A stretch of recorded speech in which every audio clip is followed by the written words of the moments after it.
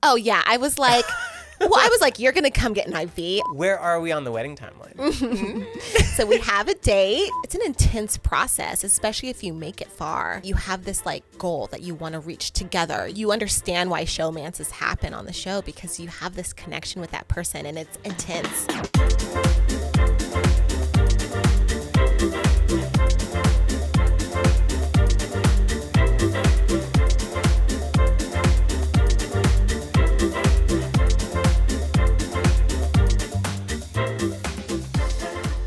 Came up with the finishing move of Eric kissing his wife? That was me. Genius. Thank you. It works so well. Thanks. Why'd you think of doing that to really bring it in for the audience? Yeah, well, when it comes to the creative, all of us, it's a huge team. I mean, there's music, there's costumes, there's the creative team. And as the pros, we work like 3 weeks ahead and trying to plan like what each week is going to look like. So when we were searching for songs for Soul Train Night, Let's Stay Together by Al Green came up. And I was like, this is it. Like, let's stay together. Eric has been married to Eliza for 32 years. Like, this is the perfect opportunity to highlight them as a couple.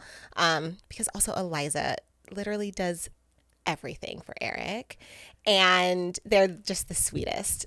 They're the sweetest. So when I brought the idea to Eric, he was like, yes, like I'm doing the show for my wife, really. She does everything for me. And I feel like in his life, he hasn't really had a true opportunity to like really dedicate something to her or really publicly showcase, hey, I'm grateful for you. So that week was his opportunity. And then I was like, you know what? We're just going to really pull at the heartstrings and you're going to kiss Eliza. It worked. Thanks. Could we start right from the beginning as far as when you got the call that you were going to come back as a pro? Okay. Where were you? How did it happen? Oh my gosh, actually. This is hilarious. I guess, yeah, I'm going to share this. So like, we all, as the pros, we don't know who's coming back because it's all dependent on like what celebrities have been signed that season, who they think will be a good match. And there's some of us that have been there for years now, but still, it's like anxiety central right before the season starts. And everybody's calling everybody, have you heard something? Oh, like, what do you think? It's just this buzz.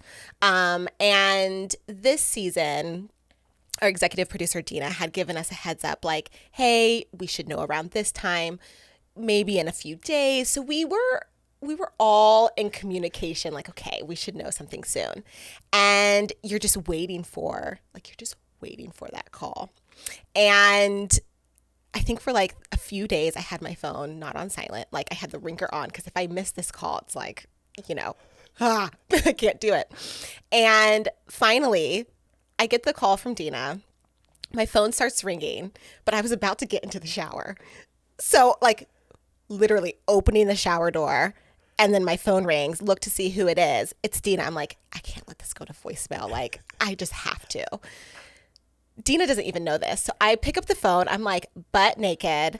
And I run out to the living room. Daniel's on the couch. And I'm like having this conversation with Dina, looking at Daniel, about to get into the shower. So you can let your imagination go wild. But yeah. What's up, guys? Real quick, today's video is sponsored by Aura. Protect yourself from identity theft, fraud, and online threats. This year has already seen a number of high-profile data breaches raising serious concern about personal information security. Plus, the FBI reported more than $10.3 billion in losses due to cybercrime. There's no better time to protect yourself than today. With Aura, you can get alerted if your online accounts, personal information, social security, or home titles have been compromised. Plus, I love the scam call protection. I'm getting calls left and right from all these random numbers that they don't even say anything. But thanks to Aura, you can block those scam calls with their AI-powered technology. So especially if you're looking for a new car or housing, credit monitoring and credit lock will alert you if someone tries to take out credit in your name, which is a nightmare to deal with. So go to aura.com/lightweights to get your 14-day free trial and see if any of your personal information has been compromised. Do not wait. Protect yourself today. Again, that's aura.com/lightweights to get your 14-day free trial. Thank you guys so much for watching. And now back to the video. So you find out you're coming back. Do you know who your partner is at that point? No, you still have no idea. We still, at that point, we don't even know who's cast as the celebrity cast.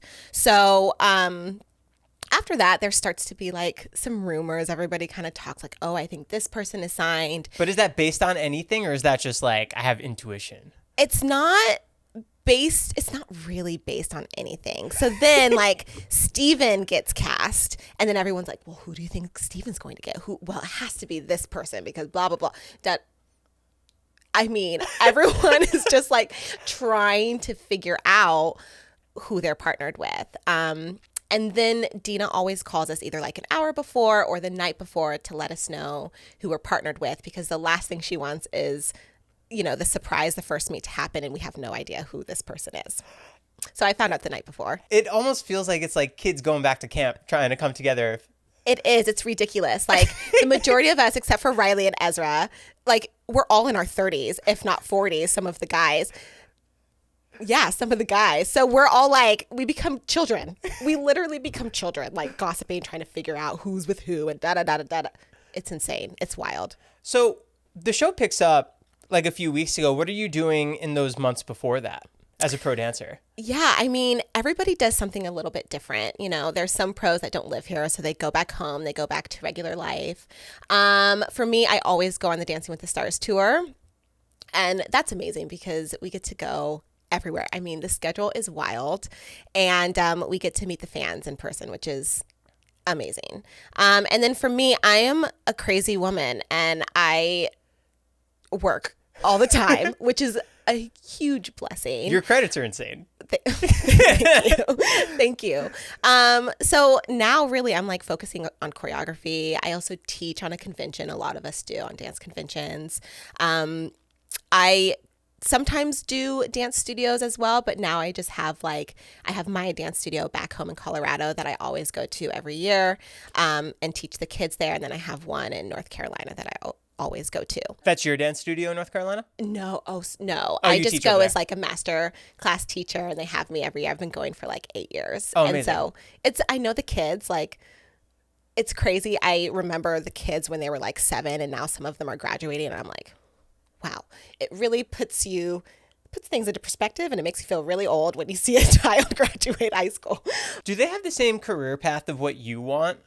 It's really interesting and it's really cool to go back and teach younger kids because some of them do. And then I try to like mentor them or try to give them advice or get them meetings with dance agents here in LA or whatever they aspire to do. And then some of them are like, no, we just love dancing now and we're going to go to college and study medicine, which is also really awesome too, because you get to see their little dreams blossom into what they want to do and their goals, and it's cool.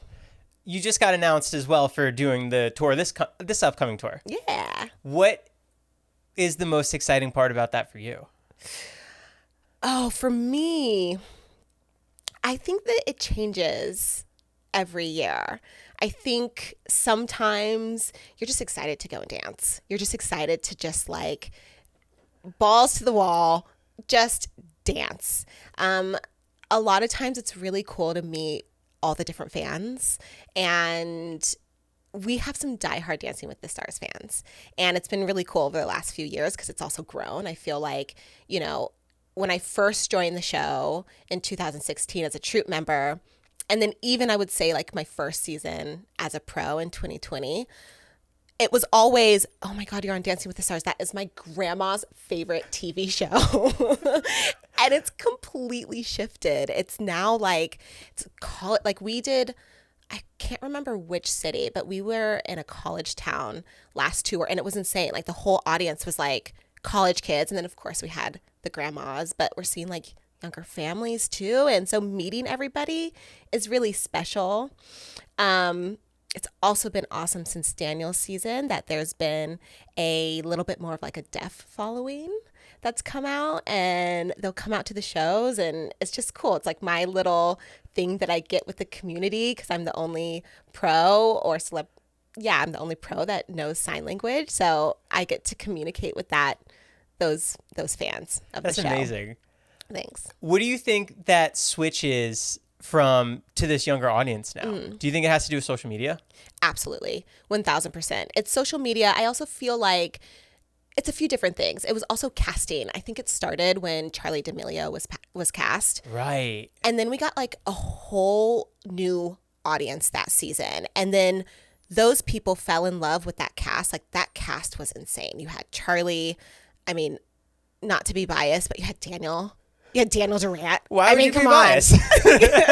He was the best one that season. I think so too. But then like Wayne Brady, Jordan Sparks, Selma Blair was on that season, Shangela. And so I feel like that cast was the start of this new resurgence. And then Riley came on with Harry. And then that sealed it. That's what got me into it last season. Yes. And then I got into it and like, this is amazing. Yeah. Yeah. And so I really think it started with season 31. And then it's just gotten better and better since then. And then now like all the pros are just like in their social media era and their like TikTok eras. I mean, I've even had to be like, I've got to step. Like the millennial in me is like, okay, let's try to get into this. But it's been fun. How do you find the TikTok grind? Like, how is it to you? Oh, man. It's fun. I will say it is fun. And I feel like I get to show a different side of my personality. I feel like on Instagram, it's just a different vibe. And I think a lot of the fans and a lot of people that follow me know me as this like woo-woo zen, like nurturing person, which I absolutely am. But I think on TikTok, I kind of just am like, let's have fun. Yeah. I think you get to see like a little bit more of my personality or a different, I shouldn't say just a different part of my personality on TikTok. It's a little bit more like loose and whatever goes. The different side. Yeah. When you're coming up with the choreography for you and Eric, do you have a style that you like teaching people? How has that changed over the years from when you first came on? So it's so interesting. Different partners require different things. And something that I don't think a lot of people know is choreographing for someone that has limitations or who really dance doesn't come natural to.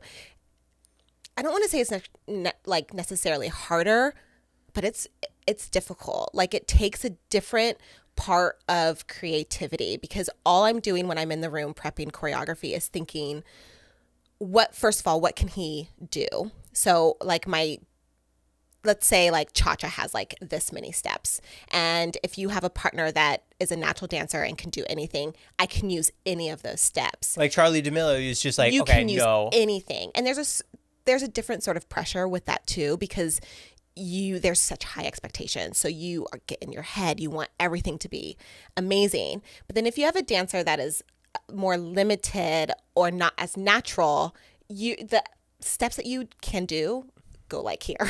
Right. And so then all you're thinking is, how can I use those steps to make my partner look the best that they can look in a minute and still have it be entertaining, still have it look like a cha-cha or whatever dance it is. And so it's kind of hard. Like I remember prepping choreography for Eric this season and wanting, just like racking my brain of like, how am I going to make him look good each week? And it's also like, it's Eric Roberts. Like he's like very respected in the acting world and in Hollywood. So I also don't want him to feel bad or look bad on the show either. So, it was interesting. And sometimes you have to have the flexibility too of when you get into the room and you teach your partner, sometimes it doesn't work and you have to change it on the spot. And that happens so many times. Do you ever go home and feel like that practice wasn't enough? I could have approached that differently. Every time. I won't say every time, but yeah, sometimes like when I first start teaching the choreography that I have planned and it maybe doesn't work or they're just not getting it, I question everything and I'm like, oh man, like what can I do to make it look better? What can I do to make it feel more accessible or easier for them? Like my brain is just always nonstop working. What's your method or your style when you're listening to a song to figuring out what moves he can do or how to make everything work together? So I like to first start with like the big vision of what I see. So I listen to the song like a million times. Say it's like a minute and a half. Yes. Entirely from front to end. I just listen to it over and over and over and over again and try to think, okay, like visually, what do I want to see? Like I start visually first, like big picture. Visually, what do I want to see? Where do I want it to move? Where are we? And then I get into the more detailed steps. And then I'll start to choreograph. Do you need to write this down, or is this all in your head? So I do write it down. I do like this. Well, I count out the music, and then after that, it's all in my head. So then I can do, okay, this section, I see us starting here, and we're going to be central. And then musically, I know I have, well, we count in eighths, but music is in bars. So if I was say, okay, I have 2/8, or that's like 4 bars of music. And then I'm like, okay, so I know this is what I need to do, and then I can create 2 8 counts that are central here. And then what do you write down? Like 2 steps to the left? I'll write down like, so I just choreographed a bumper that's on Disney Week. And so I did the same sort of thing. So I have it all broken down musically, and then I'm like, okay, this is the girls part, and then this is the guys part, and then this is a partnering section. But then, so I have like the sections broken down on a piece of paper, and then everything else is in my brain. It's like, I mean, if you were to like see me listen to music, you'd be like, is she okay? Because I'm like somewhere else. Yeah. So this Disney bumper, can we get into that real quick? Yes, of course. Okay. So you have groups of different people. Mm-hmm. Are you kind of being like, you guys stay here, you stand there? How does it work where you're telling everybody what to do? So for this one, I had everything planned out on my piece of paper in my mind, and I knew like visually what I wanted to see. And then I asked Ezra if he would prep with me, because especially when it comes to choreography and specifically partnering choreography, you really need another body to create the movement on, because I could think of something in my brain, and then actually this has happened before, because I've hired Ezra on many jobs with me, even outside of Dancing with the Stars, to assist me on. And I'll be like, Ezra, this is what I see in my brain. Does it work? And he'll look at me and he's like, no. And I'm like, can we try? He's like, sure. And I'll try, and I'm like, it doesn't work. Okay, we're gonna go someplace else. So I prepped all the choreography with Ezra, and then I set it on the dancer. So I had everything pre-prepped before I got into rehearsal, and then things always like shift, and then I do the staging, and everything really like comes to life when I get everybody into the room. How many people are going to be part of this dance? 6. 6. Yeah. So it's the girls are myself, and then the 2 troop girls, Stephanie and Kaylin, and then the eliminated pro guys, so Pasha, Ezra, and Gleb. Do you have the eliminated pro guys because they have the time now? Yes. Okay. So now, like, once you get eliminated, you get to do all the like extra fun stuff. So fun. Yeah. So this will come out after Disney? Okay, great. What's the song that you're doing for Disney? It's a new song from Moana 2. Ooh. Which is really fun. So do you have the outfits already picked out? Like, you know what they're going to look like? So I have my fitting tomorrow. So I saw like the visuals of it, like the design. And it's very like Moana themed. But it's really interesting whenever we're doing Disney and things that have not been released yet for Disney. So like Moana 2 hasn't come out, and this is a new song. Is it just the trailer that's out? It's just the trailer that's out. And is that song in it? And that song, I believe, yes, is in it. Wow, how cool. It's very cool. But with that, Disney is very particular about approvals, because it's, you know, it's a new brand. It's a new film that's coming out. So they had to approve everything. So I'm not sure if what I saw has been approved, but we'll find out tomorrow in my fitting.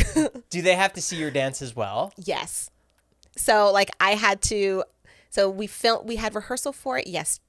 2 days ago. So on Wednesday. And then I filmed the wide. I mean, that's the other thing people don't realize. It happens in 2 seconds. Like I found out I was choreographing it on Tuesday. Is it just like, hey, can you do this? Yes. Like it was at the show, producers came, like found me, and they're like, hey, do you want to choreograph this? I was like, sure, let me wrap my head around this. We need this yesterday. Yes. After the show, I was like, Ez, can you meet me at the studio at 10 a.m.? And he was like, yes. I was like, okay, great. We rehearsed for it, filmed like just a rehearsal video, sent it into the director. Just so he can start blocking it? So he can start blocking it, figuring out his camera shots. And then I believe that video also gets sent to Disney for approval as well. Have you gone to Disney in the past for the Disney shoots? I have, and that's cool. What are those like? Is it before park hours? It's after park hours. So we're filming in like the middle of the night. Oh, but doesn't it look like daylight? Are they... Oh, okay. So it happens both times. I've done it where the park is closed and we go, yeah, it's in the middle of the night. So we go like after the park closes. How cool. And it's really awesome. Like you would think it would be like eerie to be in Disneyland alone, but it's actually really awesome. It's like you get the whole place to yourself. I mean, you're not riding rides or anything, but you're just there and it's dark and everything is still like lit up and everything, but it's really cool. And I've done that a few times. And are you going in there with the dance to film? Yes. So we've like already rehearsed. We know exactly what we're going to do. And then we go into the space and film it. How many takes does it normally? It depends. I mean, with that, there wasn't like a huge time restraint. So you would think like, oh, you get like 1 or 2 shots. No, like the director usually, they take their time. They make sure that they do like a wide shot and then close up here and then a steady shot. So every time I filmed after hours at Disney, it's like, it's a proper shoot. How cool. It's very cool. You're pretty familiar with other Disney movies, aren't you? I am. A little High School Musical? Would you have perhaps worked on 3 of them? I would have. Yes, I did. I did. It's so funny. The other night I was talking to Daniel and we were having a conversation about this because he's working on a new show and he's like, it's crazy. Like people will still come up to me and always mention Coda and always mention Dancing with the Stars. And I was like, that's like my High School Musical. It's like I'm 35. I was 15 when we filmed the first one. It was 20 years ago and people still are like, so you were in High School Musical. And I'm like, yeah. But I'm so proud of it because it's like, it was a phenomenon and it still is like such it's a classic Disney thing now. And it's insane that that's what started my career, but I'm also like, I'm super grateful for it. Is it a silly thing to ask what you remember from that day? No. I mean, High School Musical was such a pivotal point in my life. It's what I always knew I wanted to dance, but I also really liked school. So I thought I was going to be a doctor. But after High School Musical, I was like, no, this is what I'm doing. Like, this is what I'm meant to do. And specifically, I love doing TV and film. I just loved being behind the camera. I also I had so many first experiences there. Like I met my first boyfriend there. Some of my best friends still are from High School Musical. Like it's just something that will always stay with me and that I'm really proud of, and that's okay because it's just a huge part of my life and it feels like it still is because I still have those connections. Did you have to audition for that or how does that work? Okay, so yes, I did. The first one is crazy. So the first High School Musical was really just it was a low budget Disney Channel movie. Just a regular one that they make. Just a regular one that they made. But they hired Kenny Ortega, who is a big name, but he's known for doing dance musicals. So, of course, he's the perfect fit. We were only in production filming for, I think it was 6 weeks. And then rehearsal was 3 weeks or something. It was so short and low budget. And it was all Utah locals. So I was the only dancer that wasn't a Utah local. And they filmed it in LA? They filmed it in Utah, in Salt Lake City. Yeah. Did they bring you in? So they brought me in. How cool. So they had all their auditions in Salt Lake. And then I think it was right after that. I had no idea because I'm not from Utah. I'm from Colorado. So, still mountain people. Woo. But shout out the goats. Yeah. But I was at a national dance competition in New York. It's a dance convention called New York City Dance Alliance. It's still around. It's still amazing. But I was at the nationals where a bunch of people come together. And I'm the same age as one of the choreographers, Bonnie Story's daughter. And we met and we got along and we were hanging out. And of course we're dancing. And then randomly after a rehearsal there, it was my new friend, her mom, Bonnie's story, me and my mom, and we were on the same like subway train going back to our respective hotels.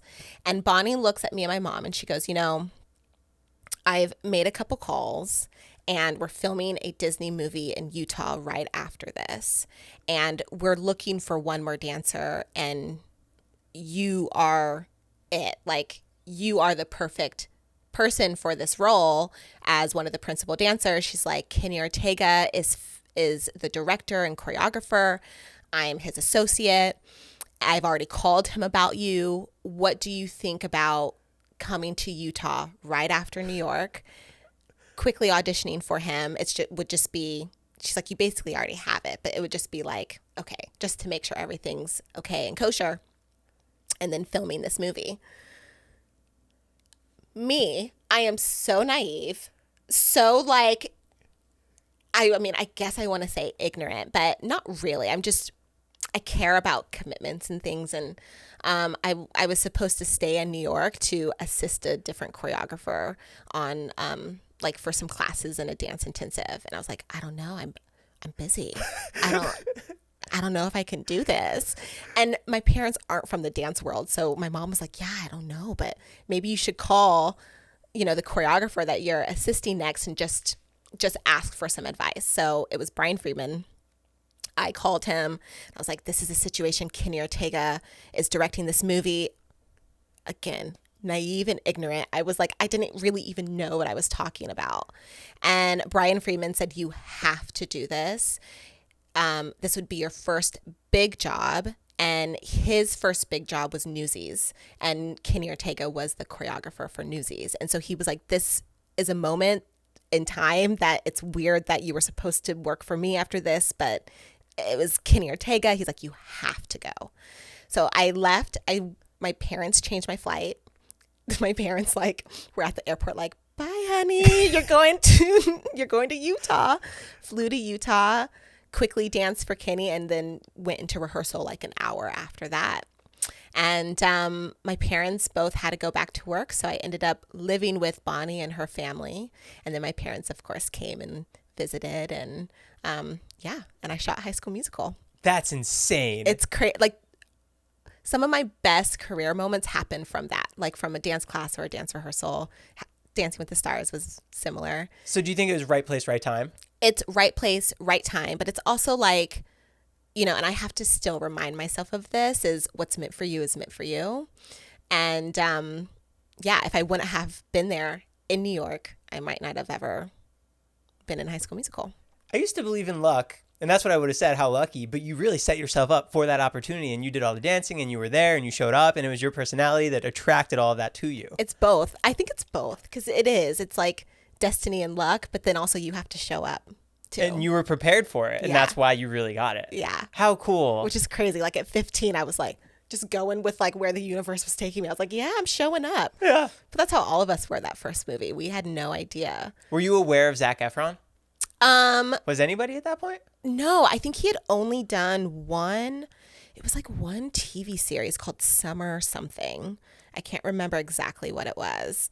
But yeah, and like Vanessa had been maybe in like a couple things, but we were just kids. Like, we're all around similar age. We were just kids that were hired on a low budget Disney Channel movie. And then after it came out, it became this like thing. Phenomenon. So being in that first one, is that what secured the second and the third role too? Yeah. Is that normally how it works in the dance world? Not always. There's only, I think, I don't want to misspeak, but there is a small group of dancers that have done all three. Some only did the first one, some did 2 and 3, some only did 3.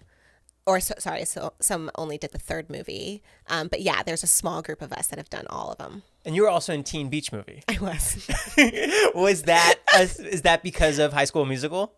No, that is completely separate. I auditioned for that one in just like a big dance audition, and I got it. And that was, Teen Beach Movie was crazy because we were in Puerto Rico filming, and it was like we were all looking at each other like in the middle of a rainforest, like, yeah, we're getting paid to do this. This is this is pretty cool.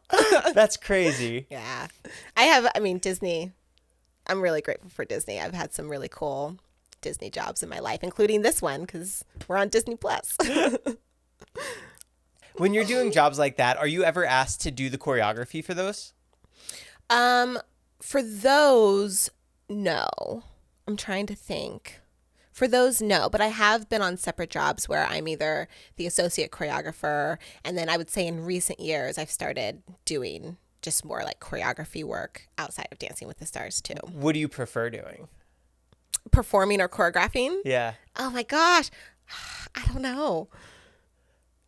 I'm always going to be a performer. I always, that's the best thing about Dancing with the Stars. I get to do it all. I get to perform, teach, and choreograph and be on camera as like me, my personality. So that's the best thing about doing this job.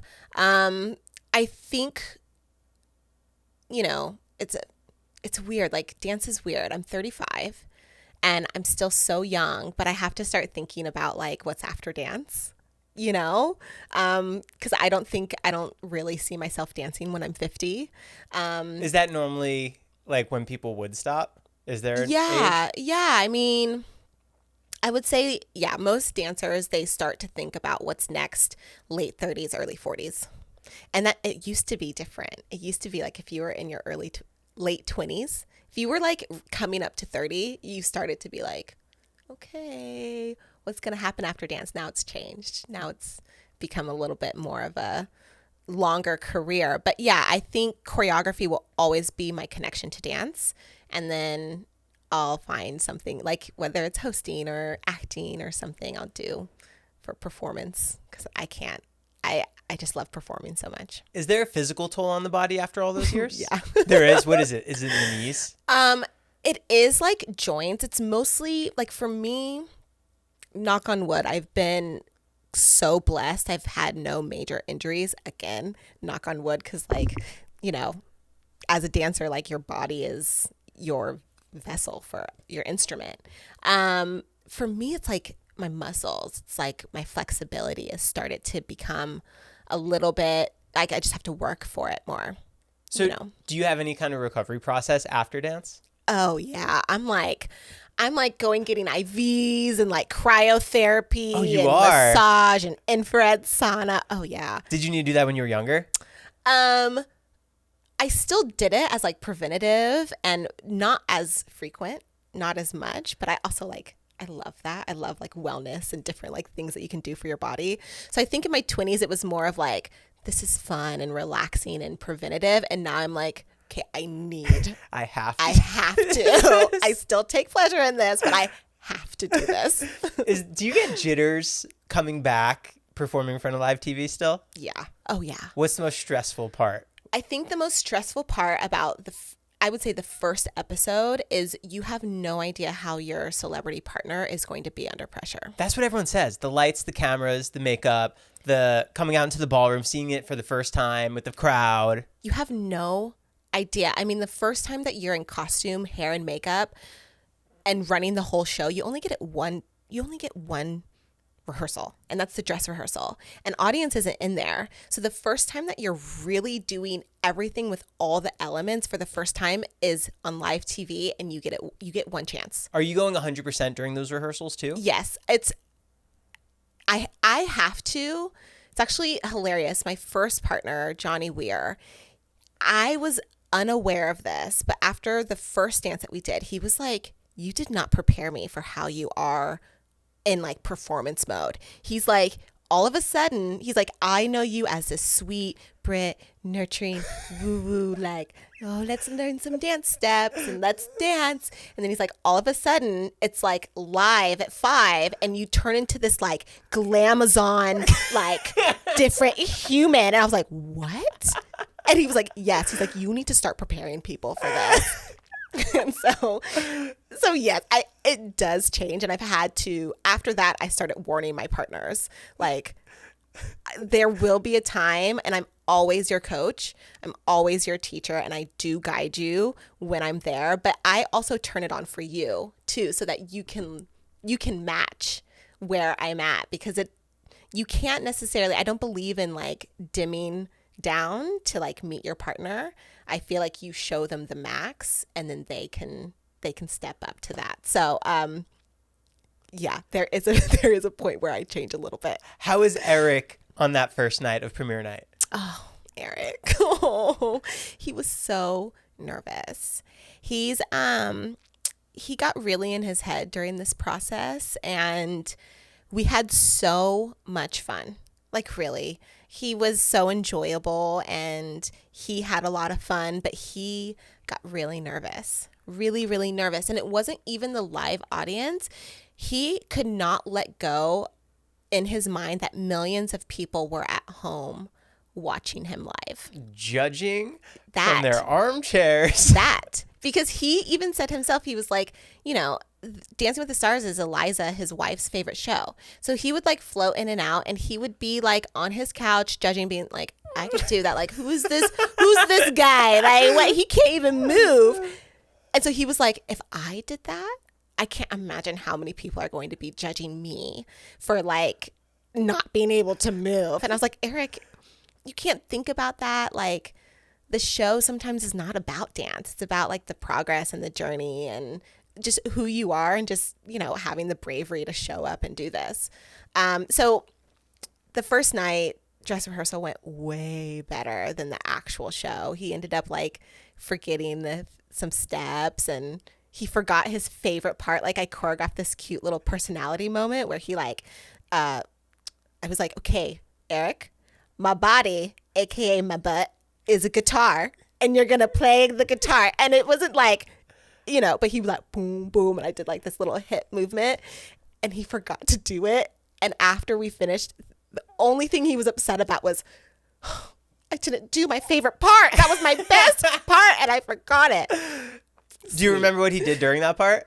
Yeah. What did he do? He started to do the next step. So he was still like in the right position, but he actually didn't do like the motion of like the strumming of the guitar. Yeah. Are you yelling at him during the performance with the counts? Yeah. Oh, with Eric, I was yelling so much. I forget where it was, but a fan actually commented, and I don't believe in like clapping back, but I really wanted to on this one. Someone said, oh my God, I can't believe Britt was chewing gum the whole performance. How unprofessional. And I was like, I don't believe in this, and I'm not going to comment back. But I was like, wow, I was really just yelling at Eric the whole time. No, I was just yelling at him. I was really just yelling at him. I think that's a little known fact about the show, is that you guys are counting during the song. Oh, yeah. Because we don't hear that. Oh, yeah. And I do like little cues. So, you know, if there was like a big arm, I would say rainbow. Like, I had cues for Eric for everything, because what we really didn't get to highlight and what people don't know is when Eric had his car accident, he had like a really bad brain injury. And so ever since he was 28, 27, 28, I believe, he's had kind of like the memory of someone that's now his age, of like someone that's elderly. So memorying the choreography for him was really difficult, especially under pressure. And so, yeah, I had cues for him. I was yelling, like, I mean, if they would play my live mic during the show, people would be like, Britt is nuts. I was like, rainbow arms, go, 5, 6, look at me, turn, like, insane. And you're yelling all that during rehearsals too, so he's used to it? Yeah. Yeah. Because then he became really reliant on those cues. And so then, you know, you're also doing it through like a smile, like, rainbow arms, let's go. Can we talk a little about your season with Daniel? Yes. So, yes. So when you first started teaching him, obviously he couldn't hear. So how are you giving those cues over to him? So it's insane. Something that I don't think was highlighted was how much work Daniel put into that season, because you're in frame, and the only way that we communicate is like frame like that. Yeah, like frame, and the only way that we communicate is like me and him is through sign language. He's not great at reading lips, and it's also not it's not fair for me to ask him to rely on reading my lips. So I didn't let him know that pros cue their partners during the show because I didn't want him to feel that he wasn't getting something that other people weren't. And at that point, I was I was also naive about deaf culture and deaf community. So the first show, I will never forget, live, he looks at me. And at this point, we were really relying on his interpreter, Gabe. He looks at me and he's like, why is everybody, like, all the pros are yelling at their partners? Like, what are they saying? And I was really hesitant to, like, tell him, but I ended up telling him. I was like, they're counting their partners. They're giving them cues for choreography and to stay on time. And he didn't have that accessibility. So for him, not only was he learning a new technique every week, he was learning new choreography. He was learning timing because he can't hear the music. So he was learning timing, how fast, how slow something was, what the rhythm of it was. Like he was like not even 10 times the work, like 50 times the work of what a normal celebrity does when they come onto the show. And so, yeah, if he messed up, I could only go like this when we were dancing because I can't. And even at that time, I didn't know sign language. So it wasn't like I could quickly just like sign something to him or like a cue for when, we had no communication while we were dancing. So when it was live for us, he trusted me completely and I trusted him completely. So when he's learning the song, he's just learning it based on the movements? Yeah. Yes. So, yeah. And he's learning how the different timing. And so I had to really break down, even though he has no concept of sound, I would still break down rhythmically what the music was doing at that time so that he could understand the connection of the choreography. I mean, I completely changed the way that I teach dance. Yes and no. Like I still talk because I'm a visual learner, so I teach very visually, which is what we relied on. But yeah, he helped me to grow as a choreographer and a dance teacher too. Are there any techniques that you picked up while teaching him that you still apply now that you wouldn't have had unless you worked with him? One big thing is I really relied on his acting skills. So I broke down choreography. Like once he knew it, I broke down choreography like I break down a script or like he would break down a script. What do you mean in terms of emotions? In terms of emotions, like, and that really helped me with Eric this year because he sometimes like dance for dancers. Most of us have been doing it since we could walk. So it's like we live and breathe dance. Like it's just in our DNA. And sometimes when we teach people that have never danced before, we teach it like it's like walking, like you just have to do this. And sometimes people overcomplicate it. And if I can make it feel as human as possible, as like normal and pedestrian as possible, and then put on the flourishments of dance, it's easier for non-dancers to pick up. And so what I mean breaking it down in a script is like I give a full picture of like intention. This is what this is about. And then I'll say, okay, like in this part of it, it's going to be a little bit like sexier. This is like the intimate part. But then this part, this is about like your outward performance and a personality. So I break down different like sections of the choreography. So they know where I was at intentionally when I was choreographing so that they can relay it in their performance. But I wouldn't have known that if it wasn't for Daniel because it comes so naturally to me because I've been doing it since I was 3. So yeah, that really helped me a lot. When you first started teaching Daniel, what was the hardest part other than not being able to verbally communicate? I think the hardest part, we got into our first fight during the season because I'm so detailed and it wasn't like a serious fight, but I'm so detailed that I'm like, you're not doing this little baby step right. And he was like, I can't think about that right now because I need the full picture. And so like my teaching style is I go in and I teach you all the details first. And then start to put it all together because that's also how I learn. But for him, he needed the big picture.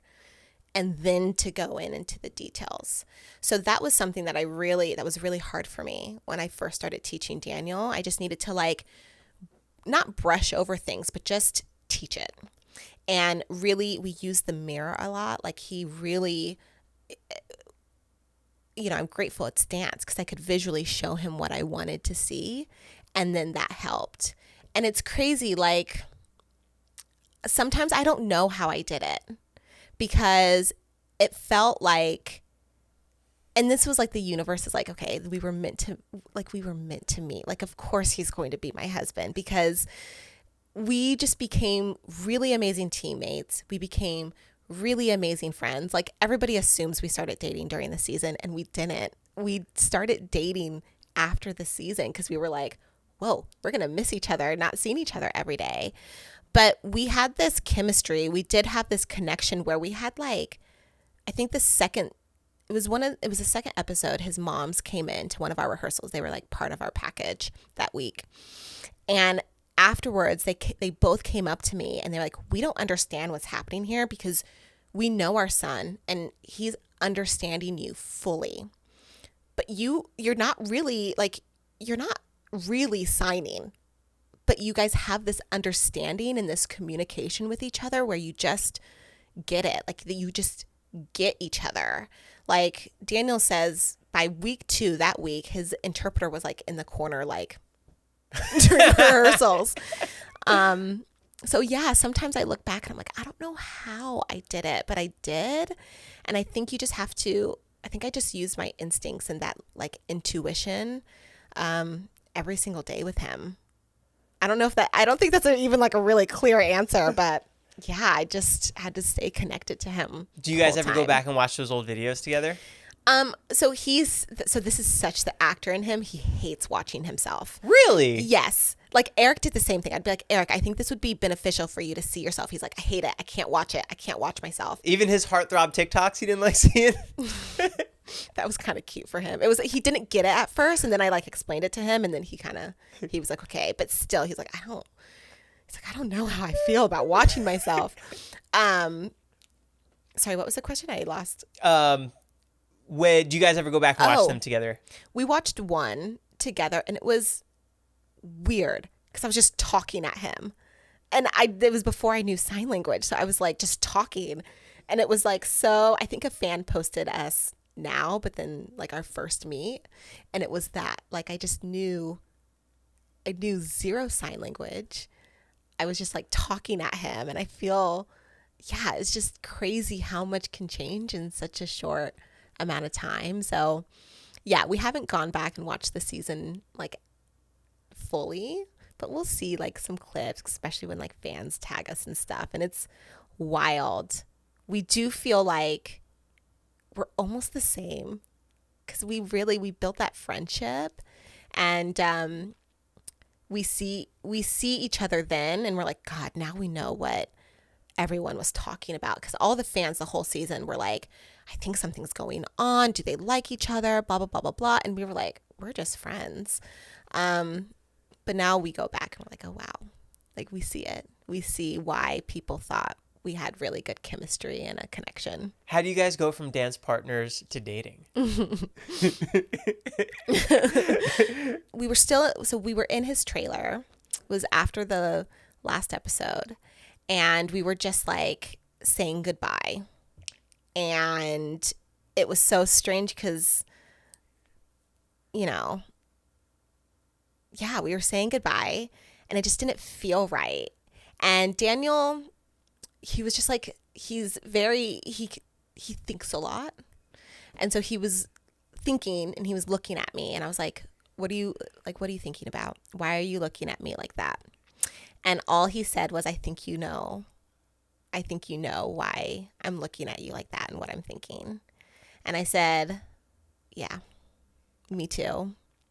And then that was it. And then I said, okay, I gotta go like figure out my life. I gotta go just, like I don't know what this means right now. But that was the first time that we both were like, yeah, there's something more here. And he didn't even say it. He didn't even say like, I like you. He's just like, I think you know. And I was like, I know exactly what you're like. I know. Because me too. Were you getting feelings throughout the season? Not until the end. And I didn't even know what those feelings meant. Like, I remember talking to my mom one day and I was like, I'm thinking a lot about him. Like, more than I'm like, maybe I'm just like obsessed and I just really want to like go far in the competition and like all this stuff. And I was like, but I think I'm thinking more about him than I need to be.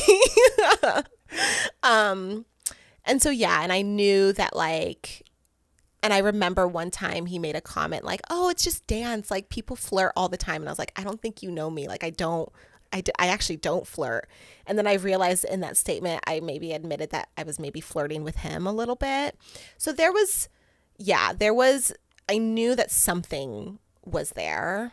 And I just didn't know what it meant. I didn't know, I just didn't know if he felt the same. And I also didn't know if it was just because we were spending every day together. Because there's that too. Like, there's this connection that you build with your partners because you're with them every single day. And it's an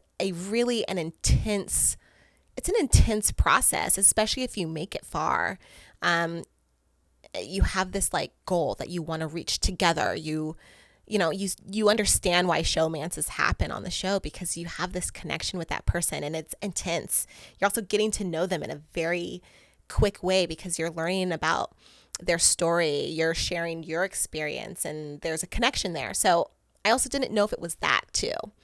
And also Daniel and I, he's an actor. Like, I've always said I'm never going to date anyone I work with. And he has said the same thing. And then boom, we met each other and we were like, oh no, this is not going to be, this is different. It just felt different. So when he said that, I was like, oh no, okay, I do. Like, that was our first time, I think, individually to ourselves, but then also to each other. It happened simultaneously that we were like, okay, this is something way more than what we thought it was. And we just really, what it was we couldn't imagine not seeing each other every day. That was the base of it. Were you guys hanging out outside rehearsal as well then? Oh yeah. I was like, you're going to come get an IV. Like, I was in like my teacher nurturing mode. I was like, you're going to come get an IV with me. You're going to do some cryotherapy. I was like, you need to be because he would not take care of himself if it wasn't for me. Sorry, babe. But I was like, I was like, we are going to be in here a long time. Like, I need you to take care of yourself. So I showed him like the place where I go get IVs and cryotherapy. We did that. And like, me and his interpreter, we got dinner a few times, but not like, it wasn't regularly. Not at all. But I would say like maybe once or twice a week we would go to dinner, like get food. We would always go get food after the show because my family was in town or his family was in town, and we would go do that. So where are we on the wedding timeline? So we have a date. Okay. Next summer, 2025. Exciting. Oh my gosh. I cannot wait. Like, if it was up to, I do want to celebrate with everybody, but if it was up to me, I'd be like, let's just go to the courthouse and like, let's just do it. But we really want that moment to just celebrate us and our relationship. And I like, every time I talk about it, I get emotional because I always wanted to get married. I always like wanted to have a family. And then when I think about the partner that I really always desired, it's Daniel fully. And it's the first relationship that I've been in, like, where I also have no questions. Like, every relationship has their ups and downs, and you work through things. Like, it's two, especially me and Daniel, it's two very strong individuals coming into like a union. So especially when we first started dating, we had like serious conversations about life and values and religion and faith and like all this stuff, like right from the get-go. And even through all of those things, like figuring out his side and my side and how we bring, our strong personalities together, it's like through it all, I was like, and same for him, we're like, this is still my person. Like, this is, and it happens so quick for us. It's crazy. I think the question on everyone's minds is, choreography at the wedding. Will there be a dance together? So I am like such a hopeless romantic. So of course I want this like beautiful dance that's just like, And Daniel, like when we first started talking about our first dance, Daniel was like, babe, I need you to remember in this moment that I am deaf. And like, as much as I would love to slow dance with you, I cannot hear the song. Like, it's not going to be exciting for me. And I'm like, okay, babe. Love him for it. Yeah. So we are trying to think about what our first dance is going to be. I feel like there has to be some sort of choreography involved. I mean, dance is what brought us together. He still loves to dance. I'm a dancer. So do I know what that looks like yet? No. Do I think I want to choreograph it? Also, I don't think so. Like, really? I don't know. I mean, I feel like I choreograph everything. And for some reason, there's just something in my mind that like, I kind of want to take a step back and just be like a bride in that moment. Like, I don't want to be a choreographer or a dancer in that moment. Like, I truly just like, I plan on being a bride once and I just really want to feel that in that moment. So we'll see. Have you thought about the songs possibly even? Okay, so I do have an idea for something, but I'm not going to share it because I want it to be a surprise for Daniel. But I have thought about one song. Very exciting. And maybe it's something connected to our season. I don't know. We'll see. For this season, did you know what you were going to be dancing to even on Disney Night yet? Did they tell you what song? Yes, I did. What would that have been? I'm kind of bummed. We would have done Princess and the Frog, and I've never had the opportunity to be Princess Tiana, and I was like, the first Black Disney princess. Like, I was so excited about doing that. It would have been a Charleston, so it would have been a little hard for Eric. What is the Charleston? The Charleston, it's like sorry, I'm being the worst at explaining it right now, but it's a lot of footwork and it's fast.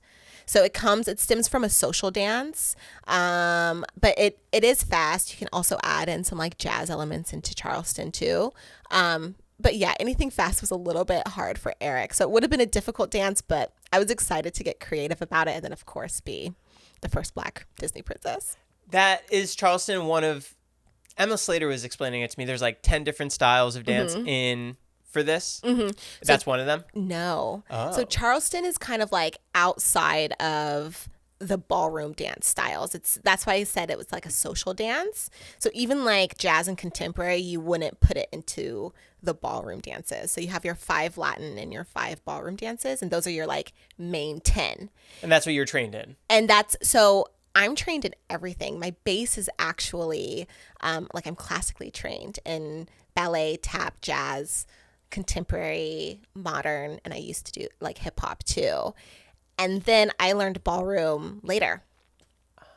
Yeah. And then I became obsessed with it and like dove into the world of it. But yeah, so my base is jazz, contemporary, tap, ballet. When did you first start dancing? When I was 3. Wow. I know. It's been a long time. Were you in love with it right away? Yeah. I was at a daycare and my mom, well, was it a daycare? I forget the exact name of it. It was like my preschool. It was my preschool, but it was something specific. It was my preschool, and my mom, both of my parents were working parents, and one of the guys that worked there came up to my mom. I think he taught us like a music class or an arts class or something, and he was like, I don't want you to take this the wrong way, but your daughter has like this special connection to rhythm and music and dance, and I really think that you should put your daughter into dance class. My mom was like, I mean, okay. Like, again, my parents aren't dancers. They're both business people. So my parents were like, sure, we could try dance. My mom really wanted me to be a figure skater, but I had a tantrum on the ice and my mom never took me back. So, but dance was the only thing I enjoyed. My parents tried a bunch of different things and dance was it. And I have core memories from when I first started dancing, and being like in the dance studio. But yeah, I always loved it. Were there competitions every weekend they had to take you to? Oh yeah. Like I was competing again, like my parents were like, the dance teachers were like, I think your daughter has a gift. And at 5, I did my first dance competition and my parents were like, okay, let's try this out. And yeah, I was a competition kid. I did it every weekend. We would start, like, once I got older, we would travel. I was like assisting people when I was young. Yeah, it was crazy. Is there just endless ribbons and trophies that you have?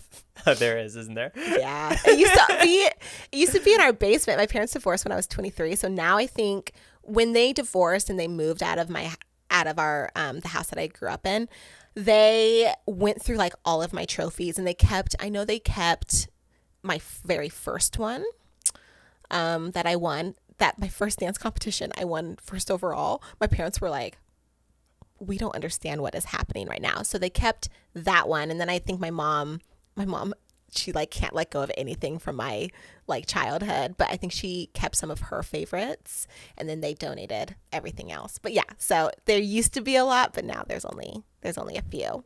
What would winning the Mirror Ball trophy mean to you? Oh my gosh, it would mean everything. I'm a very goal-oriented person, but I also it's just something that I really want to accomplish. It is. I've also never gotten a chance to choreograph a freestyle on the show, and I really want to. I really want to choreograph a freestyle on the show. And so yes, winning would be amazing. And I say goal oriented because I feel like, when you become a pro on Dancing with the Stars, it's a bunch of different things. And I feel like part of my gift is really connecting with many different people and being that nurturing pro that can honor anyone's journey. I think that's part of like my gift as a pro. I think each person has their own thing, and I think that's mine. But yeah, I mean, I'm also competitive, and I would love to win. And then there's only been one Black female to ever win the Mirror Ball, and it was Amber Riley back in season 17. And there's been 33 seasons, and I wish that there's been more Black females to have won by now, but I definitely want to win also for my community.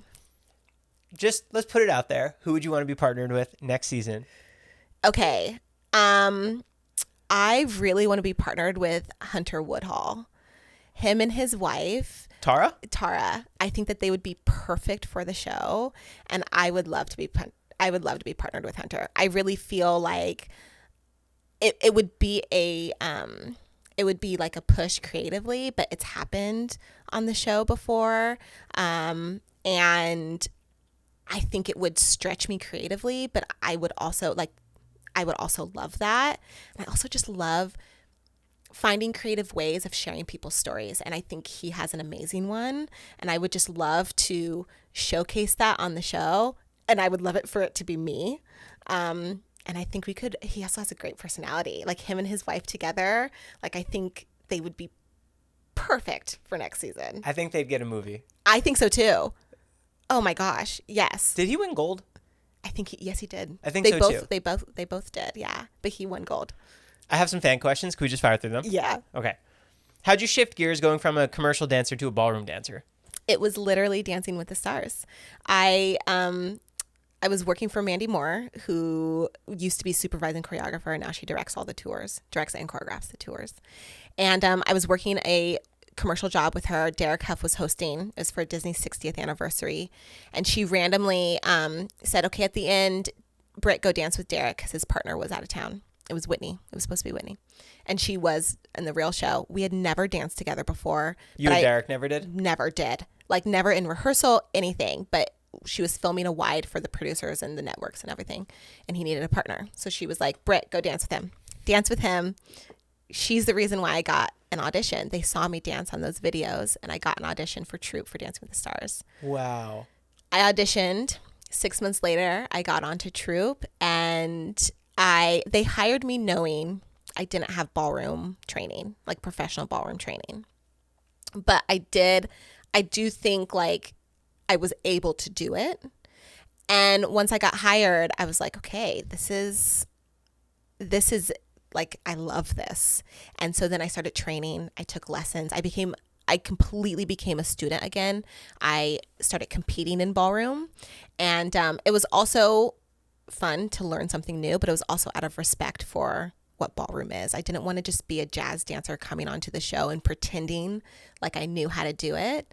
And I also knew that if I wanted to be a pro, I needed to, again, become a student again, because you can't not know something and then also teach it. How cool. So, yeah. When you say you took the school, is there not a certification, but like how do you graduate and then that's it?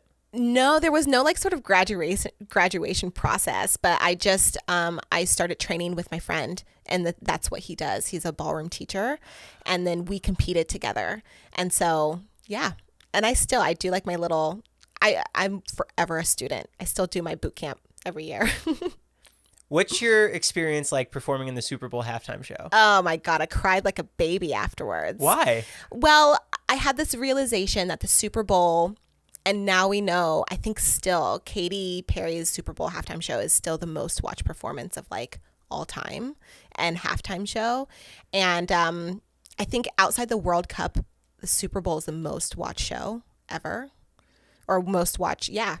And that, especially the halftime show. And so I just had this realization that like I might never perform for this many people again in my career. And then it's also that adrenaline. I've cried a few times in my career, like after a performance, and it's the adrenaline. It's like that feeling of accomplishment, and you just also have fun. So yeah, it's amazing.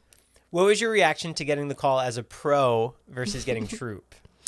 Oh, Troop was a little bit unexpected because I auditioned 6 months before. So I thought that I got very excited that I got the audition. I was like, ooh, I want to do this. I'd also like put out in the universe.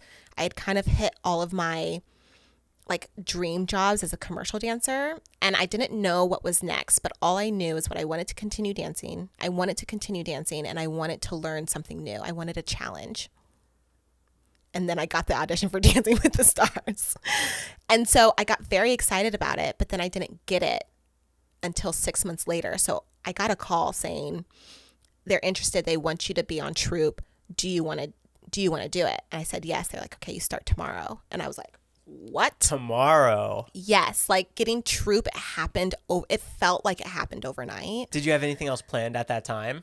No, because as a commercial dancer, you're just waiting for the next audition.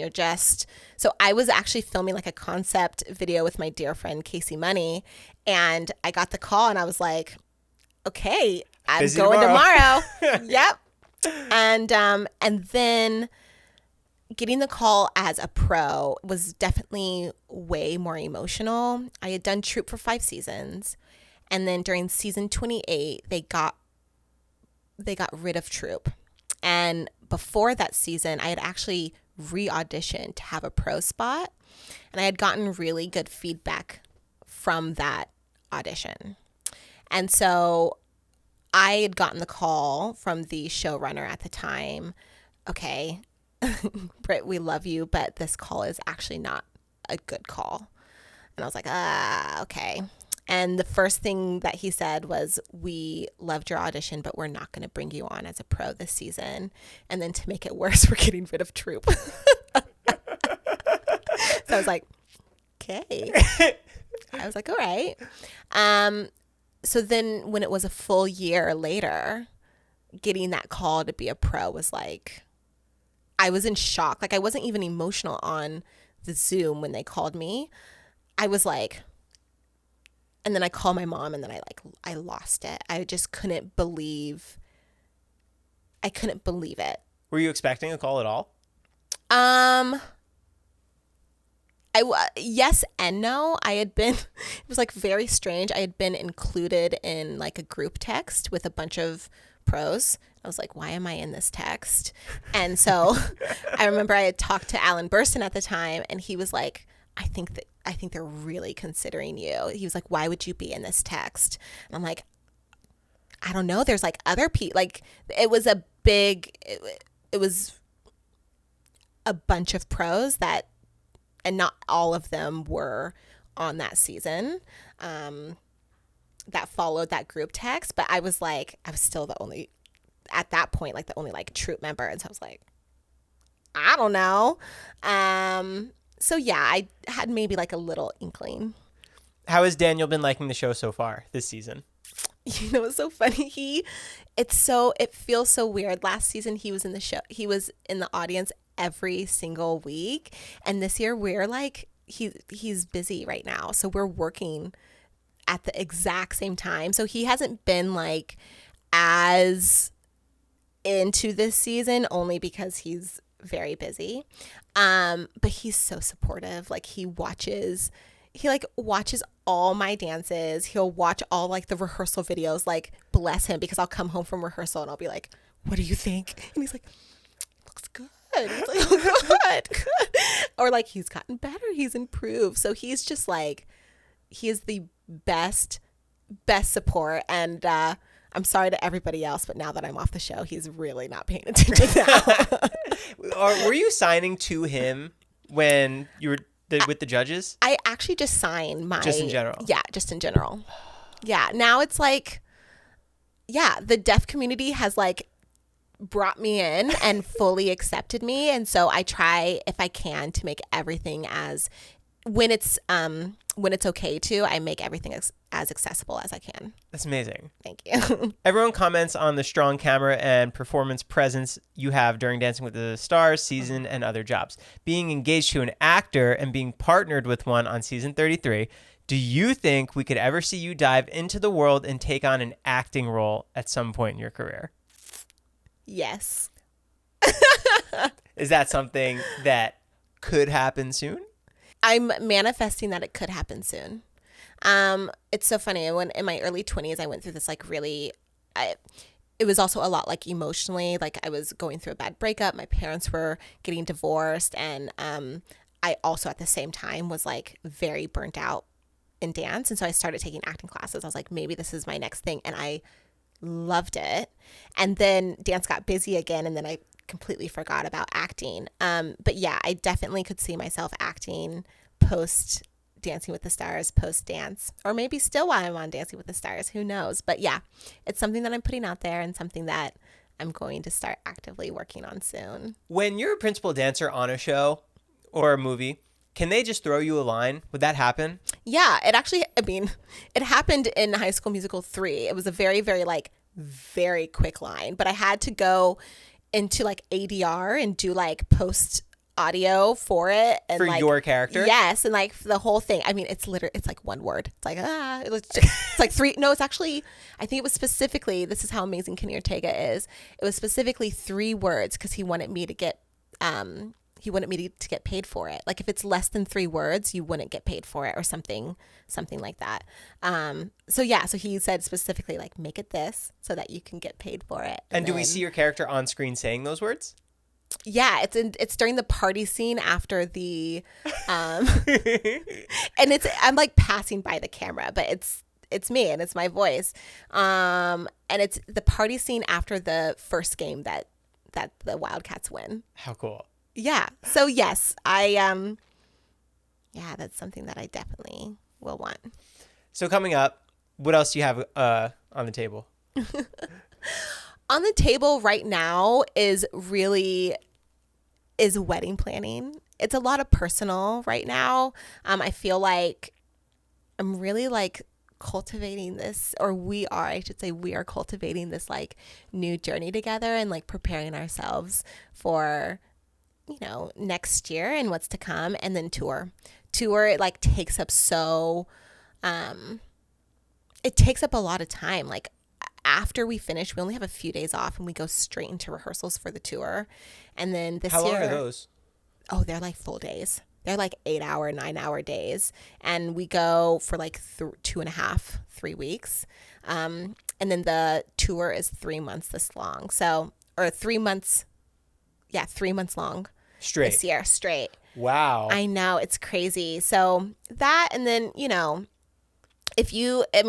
people that are new here, I usually don't stop. Like I have a nonprofit that I'm the president of called Share the Movement. And we're all about diversifying dance and just really, we like to say being a hug of support for BIPOC, Black, Indigenous, and people of color, young dancers to just help them achieve their dreams. So I always have something going on. And then, really I'm just also as I'm like cultivating my life and this new like family that Daniel and I are creating. I'm also actively figuring out what that means for, you know, career and all the things. So I'm like transforming and growing and evolving always. So much happening. Yeah, always. Thank you so much for coming by. Thank you for having me. It's truly been awesome. Guys, go follow Britt on TikTok, Instagram. Do you have a YouTube? Well, Daniel and I, we were supposed to start a YouTube months ago, and the fans But I were so couldn't mad find at it. me. Yeah, well, because we haven't posted yet. Okay. So stay tuned. How about that? Stay tuned. Thank you so much for your time. Thank you. Cool. Lightweights out. This is so good. Thank you.